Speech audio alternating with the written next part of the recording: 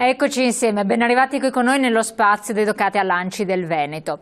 Un sindaco, un paese, una donna questa volta. E qui con noi Maria Rita Busetti, ben arrivata, ben ritornata, grazie di essere qui con noi, che è vicepresidente dell'ANCI del Veneto, è stata sindaco per tanto tempo nel comune di Thiene, quindi una lunga esperienza, adesso lavora ugualmente nell'ambito comunale e soprattutto ha anche un ruolo come segretaria provinciale della Lega Nord nell'ambito del Vicentino, per cui multifunzione.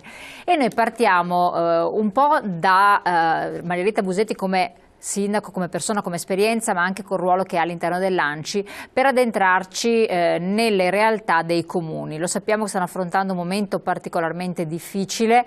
Voi cittadini dite sì, ma stanno pretendendo un IMU con delle aliquote alte, molti comuni non si rendono conto. Infatti vedremo di analizzare insieme questi aspetti, non solo relativi all'IMU, ma relativi veramente alle casse dei comuni, perché nella spending review, nel progetto che c'è di rivedere la spesa pubblica in generale, sono stati menzionati ai noi anche i piccoli comuni che devono rivedere le proprie spese, quindi tagli a cascata che vanno a finire nelle realtà locali. Sono state additate proprio le realtà locali, quando noi sappiamo che nel nostro territorio nazionale ci sono 8.300 comuni circa, insomma viviamo nei piccoli comuni, e quindi le grandi città hanno certi conti, ma le realtà comunali ne fanno ben altri. E poi i cittadini, ieri sera durante la diretta appunto di prima serata abbiamo avuto diverse telefonate, che sono in gravissime difficoltà, cioè hanno tasse da pagare e hanno perso il lavoro.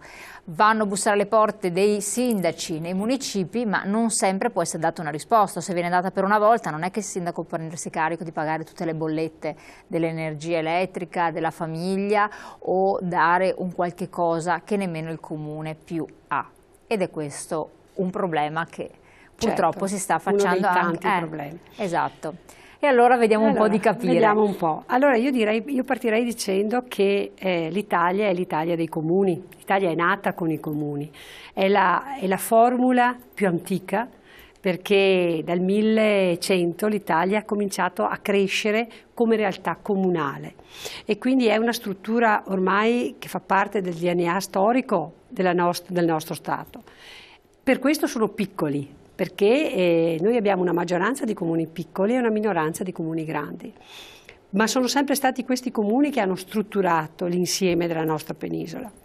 Detto questo, come diceva giustamente lei prima, i tagli sui comuni non sono stati fatti oggettivamente e obiettivamente, cercando di risparmiare dove si spendeva di più o cercando di calibrare la spesa secondo le esigenze, ma sono stati fatti in modo orizzontale, cioè tutti lo stesso taglio, tutti nella stessa condizione. Quindi noi ci troviamo ad avere a livello nazionale, ci troviamo ad avere dei comuni virtuosi, ma veramente virtuosi, che hanno saputo risparmiare, che hanno saputo mantenere anche una buona, una dignitosa situazione sociale sul territorio, che oggi si ritrovano veramente in crisi, in grave crisi, e quindi con l'impossibilità di mantenere i servizi, malgrado continuino a crescere le richieste che si fanno ai cittadini per abbassare questo enorme debito statale, che invece che calare mi pare che cresca sempre di più. È che anche questo che lascia abbastanza perplessi, perché effettivamente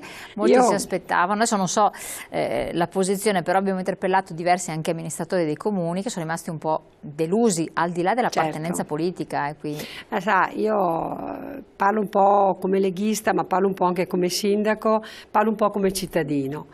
Faccio fatica a riconoscermi in un governo che non è assolutamente legato alla base.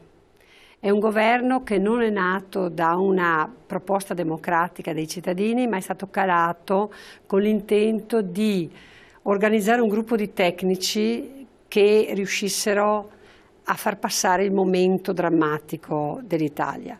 Se mi permette, questi tecnici, per quanto possano essere bravi, preparati, professori, sono persone completamente avulse dal contesto e politico e sociale italiano. Sociale poi soprattutto, perché al di là di politico molti si dicono beh forse staccandosi dalla politica qualcosa riescono a sanare, ma in realtà sono staccati dal contesto sociale ed è questa la cosa peggiore, perché vivere la realtà... sono lontani da quella che è la realtà che noi viviamo tutti i giorni.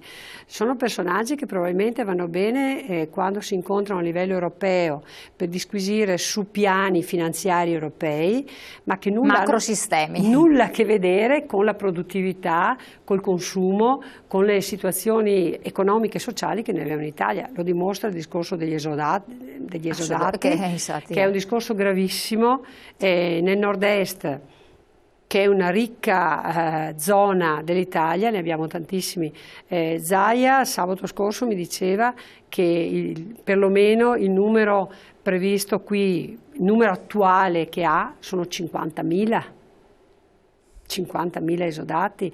Dovremo fare qualcosa per queste persone. Anche perché poi reinserirli nelle aziende è quasi impossibile praticamente, vista la situazione attuale. Senta, il dramma è vedere questa gente che fino a un anno fa, 2 anni fa, era serena, aveva il proprio lavoro, la propria famiglia, il mutuo della casa o l'affitto, il ragazzo che va a scuola, il ragazzo che va all'università, la moglie, cioè una famiglia serena che si è ritrovata di colpo priva di supporto economico. Io glielo dico perché li ho ricevuti e in più di uno sguardo ho visto una disperazione incredibile e una quasi l'incapacità di rendersi conto di quello che sta succedendo, di quello che è successo a loro. La continua domanda era: sindaco, cosa faccio? Infatti no, ma uno non sa neanche a chi rivolgersi. Cosa faccio? Cioè, ho un ragazzo che fa il liceo, ho l'affitto da pagare, non pago più l'affitto, tengo a casa il ragazzo da scuola, non mangio, vado dai frati cappuccini a mangiare a mezzogiorno. Cioè si è sfaldata una famiglia, si è sfaldata una parte di società. È drammatico questo, perché non abbiamo una povertà riconosciuta dal sociale, infatti, ma abbiamo una povertà non conosciuta e quindi è anche difficile da gestire, perché i servizi sociali dei comuni questo spieghiamolo molto bene, perché è la domanda che è ricorrente, bisogna forse capirla bene. Allora, i servizi sociali dei comuni hanno delle regole ben precise, che sono in parte legate alle leggi statali e in parte legate ai regolamenti comunali, per cui i contributi che vengono dati, le case comunali, le famiglie che vengono seguite entrano in parametri che sono descritti sia dai regolamenti, ripeto, comunali che dai regolamenti statali. Certo. Quindi minimo vitale per riuscire a sopravvivere, la famiglia numerosa con i figli minori per esempio, che devono per forza essere tutelati, l'anziano non autosufficiente, cioè ci sono delle figure e dei ruoli standard che sono sempre stati quelli che hanno impegnato i servizi sociali dei comuni. Quindi anche la spesa veniva un pochino studiata, parametrata su quelli che erano ormai i casi conosciuti dai comuni. È scoppiata una nuova povertà che non ha nessuno dei parametri previsti, perché non hai la persona anziana, perché non hai la persona malata, perché non hai il minore, perché non hai la persona alcolizzata. Quella è non fisiologica. Non è fisiologica, ma è gravissima, perché è una povertà intanto diffusa. Ed è una povertà che non sai come gestire, nel senso che cosa fai? Dai dei contributi. Allora bisogna aumentare quelli che sono i servizi sociali, cambi i parametri però, cambi il regolamento, perché per esempio nel caso di Tiene, giustamente nel regolamento è scritto che quando una persona è adulta, sana e in età lavorativa, deve andare a lavorare, punto. Non puoi dargli il contributo, perché non rientra. Ma se ti arriva una persona che è sana, che ha voglia di lavorare, che darebbe tutto pur di lavorare, ma che non ce la fa, cosa fai? La lasci fuori dalla porta? Ecco quindi una situazione di estrema confusione anche per tutti gli amministratori che si trovano a gestire, ripeto, nel ricco nord-est, una povertà che è dilagante. I frati cappuccini di Tiene, porto questo esempio, ma penso che ogni città possa portare il suo, hanno circa 65 pasti al giorno per i poveri, qualche anno fa avevamo la maggioranza erano 45 e non 65 e avevamo molti stranieri, in parte extracomunitari, in parte addirittura anche persone di passaggio non meglio identificate. Oggi su 65 pasti 60 sono italiani. Mamma santa, ci sono dei numeri da paura, che effettivamente la Caritas poi conferma. È una situazione drammatica che sfugge ancora a quella che è la comunicazione dei media, secondo me, e che esplode prima o dopo. Ma perché poi tra l'altro c'è un altro aspetto che poi si estrapola anche nei piccoli contesti televisivi, come possono essere quelle televisioni locali, che però almeno sono nella realtà, almeno hanno questo vantaggio qui, perché la televisione nazionale secondo me ci sono.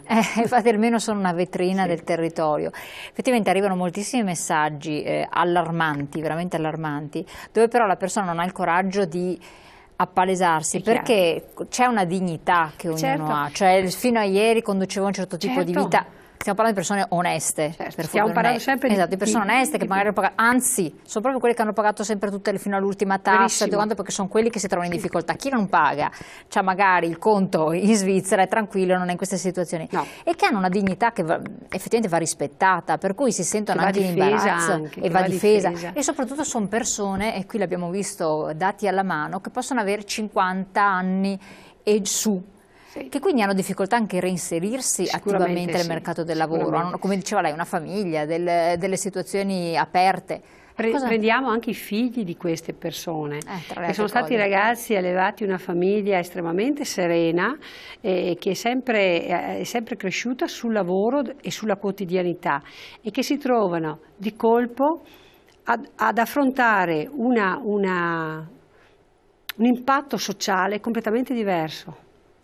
E quindi secondo me ci sarà anche una conseguenza non solo sull'esodato, ma anche sulla famiglia, ma anche sui giovani, e qui bisognerebbe aprire tutto il tema dei giovani, che è gravissimo e di cui probabilmente non abbiamo ancora fino in fondo capito la gravità. Perché sono silenti per il momento. Perché sono silenti e perché per il momento erano anche mantenuti. Sì. Ma in questa situazione in cui si stanno veramente scompaginando come in un terremoto, e uso la parola terremoto che è così brutta e così d'attualità, ma è proprio così, è imprevisto, no? In questa situazione così imprevista, in cui si scompagina la formula della famiglia e la formula della società, va veramente a disastrarsi tutto il sistema di rete sociale, quindi i giovani da una parte, i minori, gli anziani, cioè quello che mi preoccupa è che noi come comuni abbiamo sempre cercato di mantenere sul territorio un po' le fila di un equilibrio economico-sociale. Effettivamente, c'è sempre stato. Questo equilibrio sta lentamente, un po' per l'oscillazione, un po' perché è sussultorio e ondulatorio, alla fine si rompe. Se a questo aggiungiamo che ci chiedono l'IMU, adesso arriviamo anche a che ci chiedono l'IRPEF, di aumentare l'IRPEF, perché i comuni chiaramente hanno subito dei tagli. Questa è l'ultima cosa, infatti, dell'IRPEF, che alcuni comuni la stanno aumentando. Sì. E allora io non sono d'accordo su questo, anche perché prima delle elezioni avevo incontrato i sindacati dei pensionati, CGIL e CISL-UIL, e abbiamo fatto lo SPI e l'FNP. Sì, e avevamo fatto degli incontri analizzando proprio la situazione in particolare delle fasce più deboli. L'IRPEF è strisciante, non ti accorgi che c'è, ma la paghi. Sì, ecco, allora da una parte il comune si sente anche giustificato di metterla perché tanto è pochino e la pagano tutti. Dall'altra chi la paga in fondo sta già pagando altro e quindi vede ancora decurtata la propria pensione. Io parlo prima di tutto dei pensionati. La pensione sta veramente sciogliendosi. Vuoi perché la vita è cresciuta in modo incredibile. Basta andare a vedere. Io ho chiesto ad alcuni esercenti di supermercati quali sono diciamo, i prodotti che stanno calando, cioè quelli che vengono comprati meno. Di appeal. Ecco, e al di là sicuramente dei prodotti alimentari che sono passati dal petto di pollo alle ali di pollo. No, quindi anche nelle parti della carne viene scelta quella meno cara, eccetera. Ma poi non comprano più detersivi, carta igienica, cioè tutti quegli elementi che fanno parte di una civiltà e di una società civile che gestisce la vita quotidianamente con certi parametri, anche di igiene, anche di pulizia, anche di uso quotidiano, stanno calando in modo incredibile. Caspita, questo è un altro indice molto preoccupante. Allora, come diceva lei, però effettivamente hanno dei costi, per cui... Chiaro, come diceva lei prima, il fatto che ci crescano continuamente le tasse fa sì che la persona non vada più a comprare, quindi diminuisce la spesa. È l'unica cosa che uno può regolare, perché le tasse è costretto a pagarle, è quella cifra lì, quindi questo senza dubbio. Ecco, quindi ho l'impressione che tutto questo lo leggeremo in modo piuttosto triste a settembre. Io penso anche a dicembre, che poi settembre, ottobre, secondo me, alla ripresa del lavoro, perché per noi l'estate è una specie di bolla, di momento nebbioso in cui tutti si fermano, però con la ripresa di settembre, ottobre cominceremo veramente a sentire il carico di queste preoccupazioni. Nella provincia di Vicenza, mi diceva il presidente della provincia, attuale commissario della provincia, 22 aziende al mese chiudono o delocalizzano. Mamma mia, ecco, io vorrei puntare l'accento anche su questo, siamo in pubblicità. 22 aziende al mese nella provincia di Vicenza, che stiamo parlando uno dei poli strategici, perché con Padova che ha una connotazione, però Vicenza, poi c'è stata l'assemblea degli industriali di Vicenza proprio venerdì se non erro, per cui è allarmante la cosa. Pubblicità, torniamo tra pochissimo, poi vediamo anche i vostri messaggi.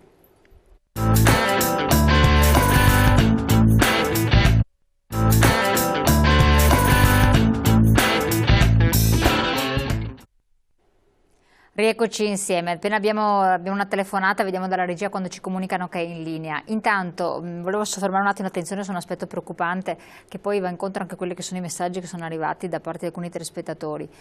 Delle aziende che chiudono nell'area del Vicentino, desta veramente allarme e preoccupazione. Qui l'IMU, la tassa più amata dalla canzone Ricchi e Poveri, sarà perché ti amo, il cittadino più lontano basta danni alla gente. Sì, c'è anche rabbia, dopo parliamo anche dell'IMU. Effettivamente. Certo, sicuramente sì. Questo delle aziende, quindi il tessuto produttivo del nostro nord-est. Sì. Allora, facciamo un brevissimo excursus su ciò che è il nord-est. No, 50 anni fa probabilmente in buona parte del Veneto ancora si scambiavano le uova con lo zucchero. Questo io non l'ho visto fare, ma me l'hanno raccontato anche imprenditori che attualmente hanno una buona posizione. Quindi sono cresciuti lavorando, creandosi l'azienda, dando una serenità alla famiglia, ma anche al territorio, perché chiaramente azienda significa lavoro, lavoro significa benessere per tutti. Quando mi dicono che 22 aziende al mese chiudono o delocalizzano, ecco, io mi domando su quelle 22 aziende quanti dipendenti ci sono e quante famiglie entrano in uno stato di crisi. Perché se si parla di numeri uno non si rende conto veramente come il discorso della Safilo, stiamo parlando di 1500, se non sbaglio, persone, cioè famiglie. Ma è un numero impressionante. Ma anche nella piccola azienda, perché la piccola azienda con i 10 dipendenti, con i 30, sono famiglie. Assolutamente. Sono famiglie che, ripeto, fino a 2 anni fa, fino a un anno fa, erano quelle che noi vedevamo per strada, col figlio, con la figlia, con l'automobilina, che andavano a fare la loro spesa al supermercato, tranquilli e sereni, e che oggi, ripeto, entrano in quella nuova povertà che noi facciamo fatica a fotografare oggi. No, ma poi giustamente adesso passiamoci una telefonata, anche i messaggi che stanno arrivando. I cittadini pagano, ci rimettono il lavoro e tutto, con quale colpa? Non che hai sbagliato, per cui, con una colpa che non che non è tangibile, perché non è legata a una tua colpa, ma di chi comunque non ha saputo gestire certe situazioni. Questo è gravissimo. Pronto? Pronto? Pronto? Vediamo se c'è il telespettatore in linea. Pronto? Pronto? Sì signora, guardi che è in linea. Senta, volevo far presente... da dove chiama? Laura. Da dove? Padova. Prego. Senta, volevo far presente alla signora, non so se sia sindaco o cosa sia. È stata sindaco fino a ieri, ecco, sì. Allora, volevo dire questo, siccome tutti si lamentano che non ci sono soldi per le persone e via di seguito, e quando ci sono consiglieri, assessori, provinciali, comunali, regionali, che ti prendono dalle 8 alle 12.000 euro al mese. È mai possibile questa cosa? Fra i quali ci sono professori, gente che hanno un secondo lavoro, che poi quando andranno in pensione non avranno più una pensione, ma bensì due. Ecco, e ci sono tanti giovani, poveretti, laureati, bravissimi, che non hanno la possibilità di potersi mantenere. È mai possibile che andiamo avanti in questa maniera? E ci stanno, come si dice, svennando di tasse che non ce la facciamo più. Poi il comune di Padova cerca 45.000 euro per mantenere gli extracomunitari che sono venuti a dove perché non li possono mandare a casa. Ma è mai possibile questo? Insomma, è una cosa vergognosa. Padova è ridotta che sembra ma che peggio non so, è una cosa vergognosa e basta. E io non so come dobbiamo fare qua. Qua ci vuole una rivoluzione, altrimenti non andiamo più avanti. Avete capito? L'altro giorno ha telefonato un assessore comunale di Reggio Emilia, ha detto che lui prende 12.000 euro al mese, di cui 9 puliti, 9.000, un ragazzo di 29 anni. Ma si rende conto? No signora, questo lo ha detto lui personalmente per telefono, quindi non è che sia una fesseria, questo l'ha detto e questo glielo dico. Ecco, e io vorrei capire anche Monti cosa sta facendo. Doveva diminuire gli stipendi a tutti quei disgraziati che sono a Roma, doveva diminuire le province, doveva diminuire tutto quanto, invece mi sa che stiamo aumentando, non diminuendo. Io non ce la faccio più. Basta. Certo, grazie signora, grazie della sua testimonianza. Posso rispondere? Assolutamente. Allora, intanto ringrazio la signora per per il problema che ha sollevato, però glielo chiarisco un po'. I consiglieri comunali di una città come Tiene di 24.000 abitanti prendono 29 euro. Forse riferimento a Padova, forse. Padova saranno sui 50-60 euro, penso, su Padova, in proporzione come città. Un sindaco di una città, gli assessori prendono il 50% del sindaco, però tassabile, perché, e faccio l'esempio su di me, io come sindaco percepivo 2.500 euro che poi venivano ulteriormente tassati a fine anno, e i miei assessori, se dipendenti, 500 euro, se invece liberi professionisti 1.000 euro che però poi venivano chiaramente aggiunti alle tasse di fine anno. È vero invece che i consiglieri regionali percepiscono un'indennità elevata, un consigliere regionale di media prende sui 10.000 euro. E su questo la signora ha ragione, secondo me è indegno, dovrebbero prendere molto di meno, perché prendono più o meno come gli assessori, forse anche qualche volta di più, perché gli assessori hanno, mi pare, un'indennità fissa, mentre i consiglieri aggiungono anche delle... Poi alcuni consiglieri di alcune regioni prendono meno di quelli di altre regioni, perché Sicilia è una roba impressionante. Però sindaci e assessori comunali e provinciali non hanno la pensione. Quindi finito di fare il sindaco, signora, io non ho niente, ecco, non siamo in pensioni. Mentre il consigliere regionale aveva un vitalizio che però adesso con il nuovo statuto del Veneto il governatore Zaia ha tolto.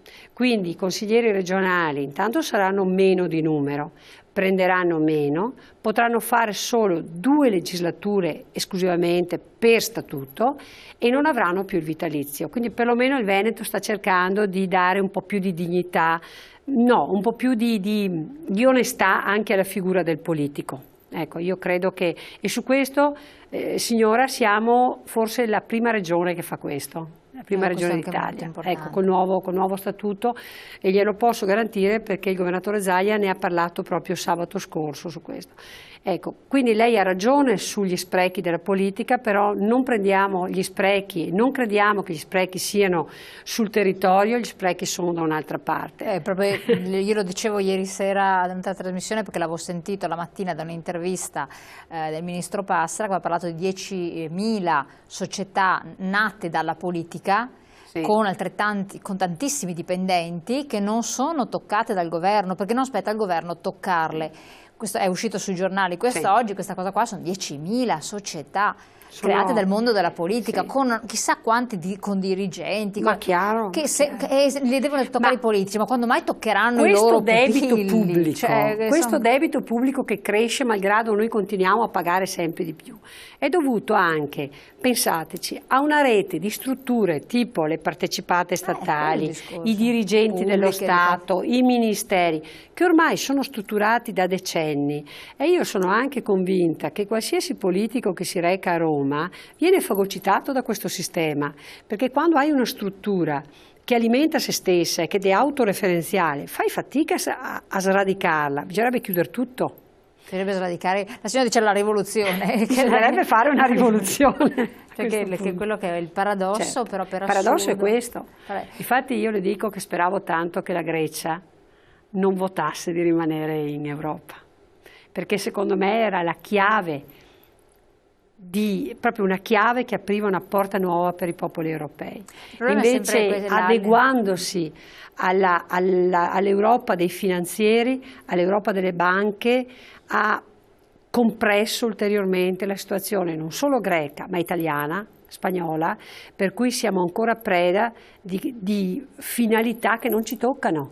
Noi lavoriamo, ma i nostri soldi, le nostre ricchezze, va ad altro e non va sul territorio invece. Questo è un altro problema, ma lei scusa un po' di politica generale, ma diciamo gli ultimi 10 giorni, no, per salvare l'euro, che è un po' quello che sembrerebbe un po' la minaccia che incombe sulle teste dei cittadini, ma l'euro è stato poi alla fin fine l'euro, diciamo il sistema Europa unita, anche se adesso poi dicono che bisogna unificarla anche fiscalmente, vabbè, tutti questi discorsi.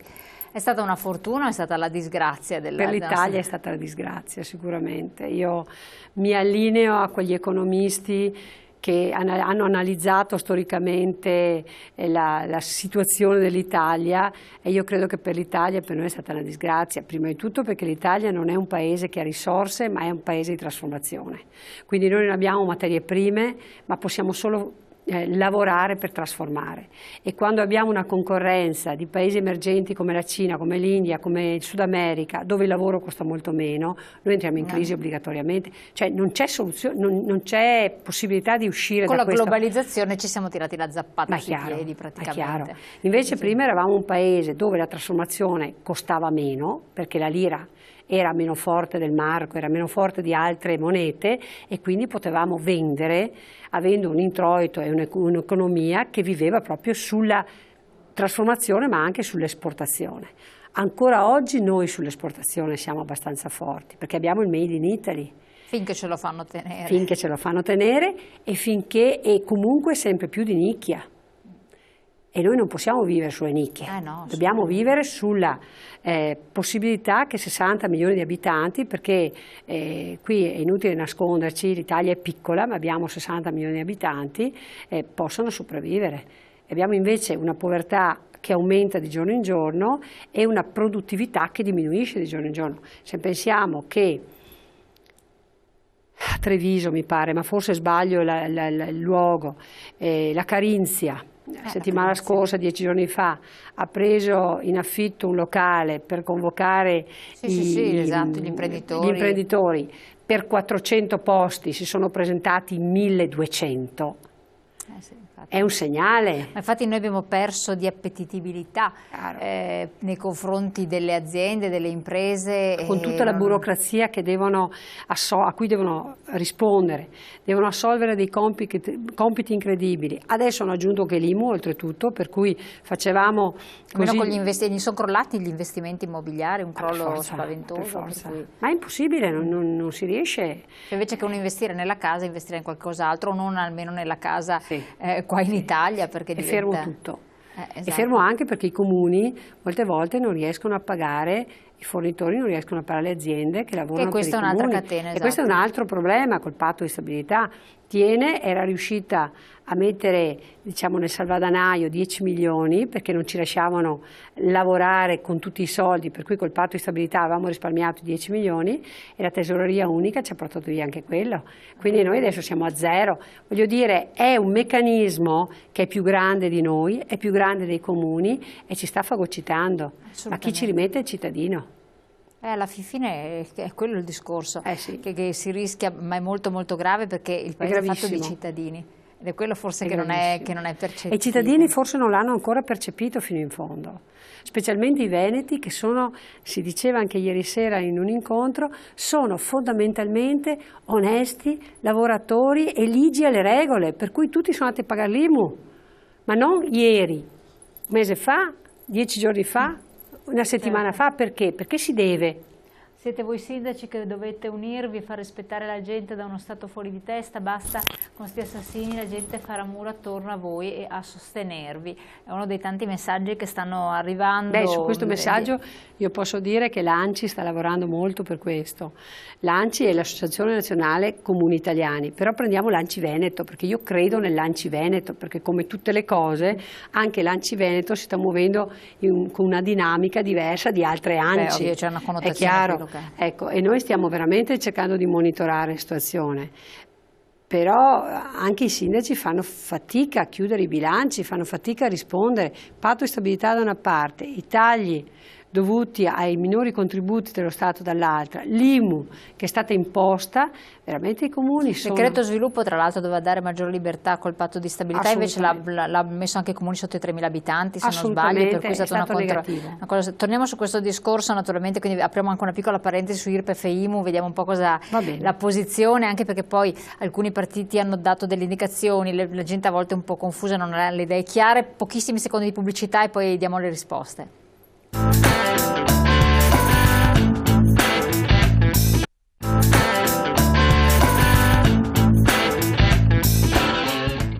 Eccoci qua. Stiamo chiacchierando di situazioni che non tornano e che speriamo che non tornino veramente, nel senso positivo del termine. Per affrontare la situazione fiscale che è un'emergenza, quindi da un lato i comuni l'IMU hanno nelle loro mani, ma quanto ce l'hanno nelle loro mani? E poi abbiamo il discorso dell'IRPEF che alcuni comuni stanno alzando. In Russia col golpe i militari mandati contro il popolo hanno girato i cannoni dei carri armati contro il palazzo del governo, qui polizia manganella gli operai.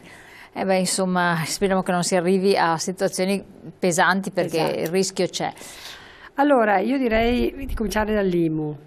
L'IMU era stata prevista dal governo Berlusconi per il 2014, da applicare dal 2014 in poi, e si chiama IMU perché era imposta municipale unica, quindi raggruppava alcune imposte e rimaneva ai comuni, i quali comuni poi la applicavano in proporzione alle esigenze del proprio territorio, quindi anche accordandosi, diciamo, con i cittadini. Questa era una forma quasi di federalismo, in quanto si diceva mi servono più soldi perché devo fare la scuola nuova, si condivideva con i cittadini, si alzava un po', poi si abbassava, finito il lavoro fatto.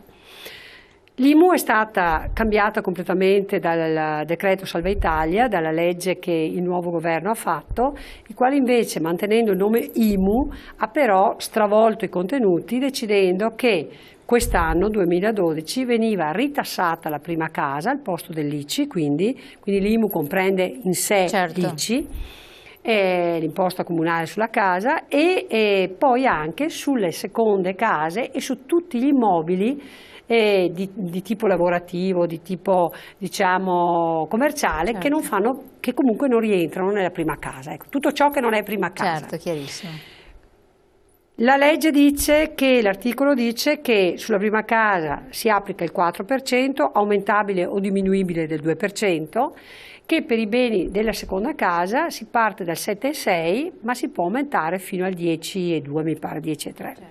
Ecco, secondo me i comuni qui hanno una possibilità di gestire un pochino. Intanto, se mi permettete, io sono convinta che la prima casa doveva essere abbassata al minimo, al 2%, e poi applicate al massimo invece le detrazioni che i comuni possono fare, e questa è una scelta comunale, sulle prime case. Quindi cercare di far pagare il meno possibile, se non addirittura azzerare, per chi economicamente ha difficoltà. Questa è una discrezionalità del sindaco? Sì, quindi può farlo effettivamente? Sì, può farlo. Questo è molto importante. Questo può farlo. Quindi il cittadino che versa in una situazione disastrosa, potrebbe avere da parte del sindaco, da parte del comune, potrebbe avere l'opportunità di avere il minimo o l'azzeramento addirittura delle imposte richieste.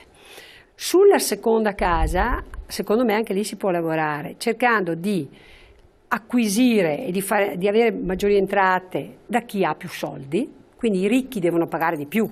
Certo. E i poveri devono pagare di meno, e chi lavora deve pagare solo quanto può pagare in un momento in cui il lavoro è diventato addirittura prezioso.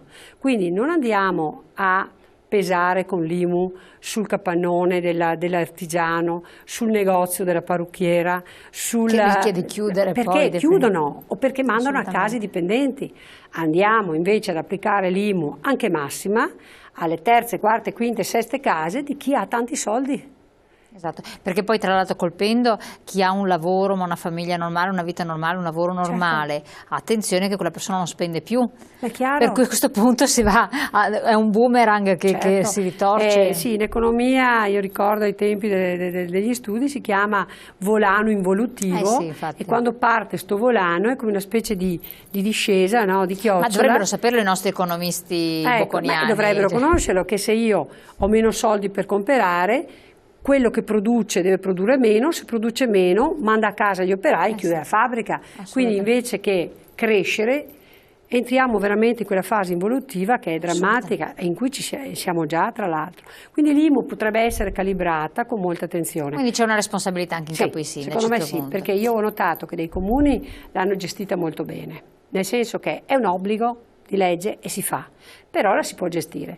Altri invece, con un po' troppo di fretta secondo me, hanno messo un'aliquota unica e quindi va a pagare tanto quello che ha 10 case come quello che ne ha una, oppure che ha la famosa parrucchiera che ha il suo negozio di proprietà e che si ritrova a dover pagare un'IMU altissima, e questo non va bene. Assolutamente. Non va bene. IRPEF. Rapidamente. L'IRPEF molti comuni l'avevano già portata al massimo negli anni passati. Moltissimi invece l'avevano ancora abbastanza contenuta, diciamo che la media è sul 5%. Adesso lo Stato dice: caro comune, la puoi portare all'8%, che è il massimo. 3 punti di IMU sono forti. Per esempio per il comune di Thiene 3 punti di IMU sono 900.000 euro. Di IMU o di IRPEF? Di IRPEF, scusa, ho sbagliato. Di IRPEF sono 900.000 euro, 300.000 appunto. Aspetta. Parlo di Thiene perché lo conosco ed è la mia dimensione, quindi per Padova saranno molti di più, per un paese piccolo saranno molti di meno. È un allettamento però per l'amministrazione comunale. Sì, perché basta dire aumentiamo l'IRPEF dal 5 all'8, io ho già un'entrata sicura. Però questa entrata, e anche qui i comuni possono essere molto più attenti, va valutata sulle fasce proprio di reddito, e in particolare bisogna salvaguardare i pensionati. Perché secondo me quello che non è forse ancora entrato o comunque non è stato messo a fuoco da tanti amministratori è che è vero che l'IRPEF non la vedi, è vero che la paghi poco alla volta, vero, ma c'è, e su una pensione di 700 euro, di 600 euro, di 520 euro, va bene, l'IRPEF pesa, pesa, quindi attenzione a usare questa facile entrata. Io non sono molto favorevole alla crescita dell'IRPEF. Un'ultima cosa, partiti che dicono pagate, esponenti politici che dicono pagate, non pagate, c'è un po' di confusione a riguardo. È bene comunque pagare l'IMU? Allora io credo che per il bene del cittadino, anche se viene spontaneo dire non pagate, perché non è giusto, perché specialmente l'IMU sulla prima casa è un furto, perché la prima casa non fa reddito, quindi è veramente un furto. va bene, legalizzato, però a questo punto bisogna salvaguardare prima di tutto il cittadino, anche perché gira per l'Italia una certa Equitalia che poi da pochi soldi fa diventare delle cifre, veramente fa lievitare le cifre in modo tale che il cittadino si ritrova ancora una volta vittima, certo. Quindi secondo me è bene pagare, però anche qui il Comune può far pagare meno a chi ha meno. Ecco, quindi questa è un'altra discrezionalità. Margherita Busetti, noi la ringraziamo di essere stata qui con noi, ringraziamo naturalmente la collaborazione dell'ANCI del Veneto che periodicamente ci dà degli aggiornamenti su qual è la situazione. Questa settimana poi avremo naturalmente anche il notiziario che ci informerà e auspichiamo di averla una serata, martedì sera in prima serata, per aggiornarci un po' in generale anche situazioni politiche della Lega per esempio, che potrebbe aprire nuovi versanti. Vedremo, perché poi naturalmente si sta andando verso le elezioni nazionali, almeno così si pensa, almeno che non succeda qualche cosa di diverso. Ho l'impressione che le avremo presto, secondo me. E allora quindi bisogna capire un po' cosa sta succedendo effettivamente anche nel panorama politico. Grazie a voi di averci seguito, noi come sempre ci ritroviamo domani.